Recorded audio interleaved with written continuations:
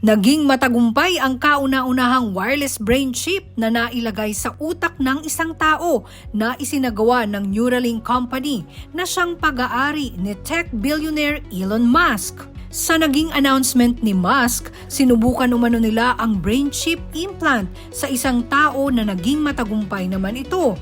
Matapos makitaan ng neuron spike o nerve impulse ang taong nilagyan ng brain chip.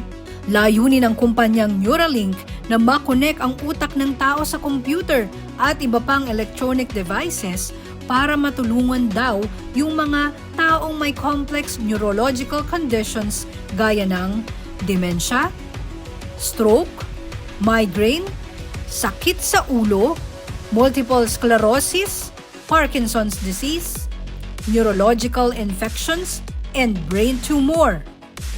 Sa pamamagitan ng mental telepathy, gamit ang wireless brain chip, pwede nang makontrol ng isang taong hindi makalakad o makagalaw ang electronic devices gaya ng cellphone o computer sa pamamagitan lamang ng kanyang isip.